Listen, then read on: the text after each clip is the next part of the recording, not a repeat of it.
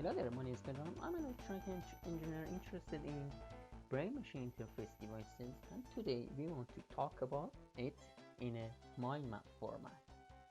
Alright, brain-machine interface devices or brain-computer interface devices originally come from the neuroscience. Neuroscience studied the brain. Alright, in the last video I talked about some of the different type of design that we can do in integrated circuits, IC designing, analog, digital, filter, RFIC, mixed signal, optical, and MEMS. But we have another field which is called bioelectronics. By the way, this is a work in progress. I'm still struggling with this part, but I think this is the best format currently that I can explain it. In bioelectronics, we have biomimetical approach or biomedical approach. In biomimetical approach, we have cytomorphic and neuromorphic. I will extensively talk about these in the future, but what they are basically doing is they are studying, they are using the result from mathematicians who studied the work of neuroscience, who neuroscience studied the brain, and they segregated the brain into neurons and synapses and how they perform, and they built some mathematical equation. And now electronic engineers try to transform those mathematical equation into circuits. That is basically what that is called a biomimetic approach. Neuromorphic approach. Some good reference books are available here, you can check them out. There's another field in bioelectronic field, which is ultra low power circuit design for brain machine interface devices. If you already saw how Neuralink is working, basically the chipset that are designed for those applications are a category of these parts. So these parts is a specific part of all of these that are designed in low power and for this application. All right, so this is the field that I'm interested in. This is a niche application of these sections. Okay, let's dive into more details. Bioelectronics. All right, you can find the reference, some of the reference books here, but the book that I currently want to study it, and I want to form the basic of the mind map based on it, is this book. It's an amazing book. It basically divide this topic into different parts like this. And if you want to know some of the a bit more history in brain computer interfaces, there's an article here. Don't forget about the name of it. There are lots of history in that article that you can check it out and study. There's a link to it. Just click it like this, and you will be referred to the article. It's a free article. You can read it, and there are some highlighted parts in here. If you click this, you can study it. Okay, the part that I am thinking is I'm possible to do it is brain interfacing. The brain interface is the circuit design for this part. Okay, we have bioelectronic component. All right, which is the people who are designing these are mostly biomedical engineers, or they studied sensor and material, and they are doing stuff like that. We have biosensors. We have fuel cells. I have no idea what that one. There's a chapter about that in this book, and you can study it. We have biomimetic systems. We have brain interface, and we have lab on a chip. There is a TEDx talk here that I've linked it here. You can check it out. She will exquisitely explain this topic. Okay, and from this part we are having brain machine interface devices. But before going into brain machine interface devices, let's take a look at neuroscience stuff of it.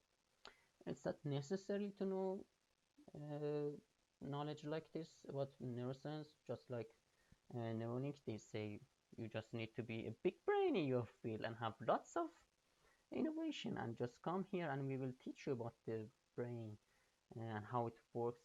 You just need to know how you can do circuit designing. So just to have some fun and have more understanding about this part, we will take a look at the neuroscience aspect of it. Okay, I will say the brain is made out of three main parts: neurocortex, brainstem, and limbic brain. But the fourth layer that companies like Neuralink are working on it is called brain-computer interfaces. They're basically chipsets that are directly they can directly be attached to the brain, but I don't think that but the interfacing is the main problem right now. You have the interface, you have the brain, you have some stuff in the brain, and somehow they should send signal to a chipset on the body, and that body send the information to a cloud computing or to your phone for post-processing. But the interface is currently is a problem, and I will explain. There are some methods that I will explain down here. So okay, this is what we want to do in this field in a nutshell. There are different fields that are working on it. If you want to find the full list of these fields that are working on it, there's check out the Neuralink website. They have the full list there, but I'm just interested in the electronic engineering part of it. And we have these parts here. I have a lot of reference book that you can check them out. I will also it's just the start of it. I will finish it later on. But what we do basically, we either want to copy the brain or cope with brain. All right, we want to copy it, and there are some cope with it, and there are some interfacing method. Or we want to copy it, and there are which is called also silicon brain, and these are some of the companies that are working on it. I highly recommend you to follow Human Brain Project if you're interested in that field. They have a YouTube channel and they have monthly workshops. So far, 3 of them are passed, and they are amazing. I watched them all, and they're amazing. And we have artificial brain, neural network, AI, deep learning, and neuromorphic computing.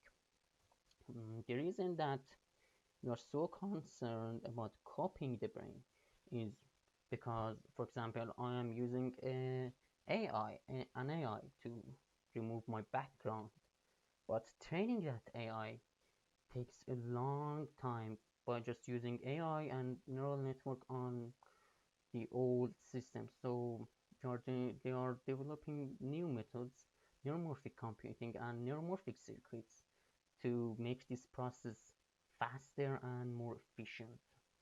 All right? Two main reference to check down is Spinnaker book and Human Brain Project website and their YouTube channel. This is the field that I'm also interested, but currently I'm really interested in coping with brain, and yeah, I want to have my focus on this part, but yeah, this is part. Okay, coping with brain. We have companies and academic group. We should take a look at both of them because they have a tight relation with each other. Sometimes some leaders in these companies are just faculties in other companies, and if they face any problem, I know a professor in a university in England done this.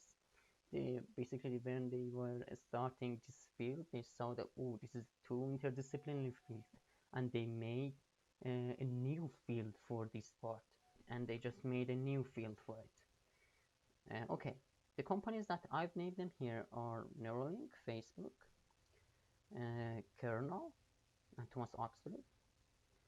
We have also academic groups. There's a link to their leader, their university, and the name of their lab. All of them are working in a special field. Check them out. They are really cool. I will add their information to this map in the future. We have different interfacing methods. Let's take a look at this part.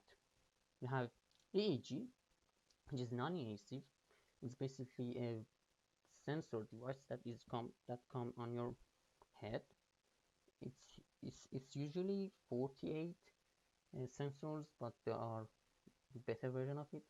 We have a scalp drilling. I called it a scalp drilling. The technical term is local field potential. We are highly invasive.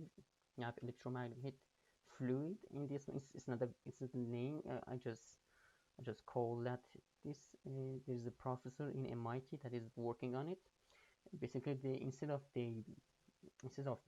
drilling the scalp, they want to inject this fluid to the brain, and that brain can be controlled with magnetic field, and it will send information out. I think the future can be like this, sort of like just drilling the brain. And there's a playlist about her work in here. Just check it out. By the way, there is a playlist about all of these fields in here. You can check them out. All right. Okay. The next section that I've jumped from it is the journal section. These are different journals. This is the link to their website, and this is the link to their Twitter. Definitely follow them on Twitter. They do their daily workshop, their daily updates in there, and their conferences. And there's a website with a link with a list of universities that are working in this field. It's not complete. I saw some of the universities that are not in there, but yeah, it's a good start. So if you want to study in this and you don't know which universities you want to go, you can find your university in here. But you can just 100% rely on it. All right, that's it. If you're interested in this field and you want to check me out on this project, definitely subscribe to the channel. With that being said, have an amazing day and good luck at the code. See you later.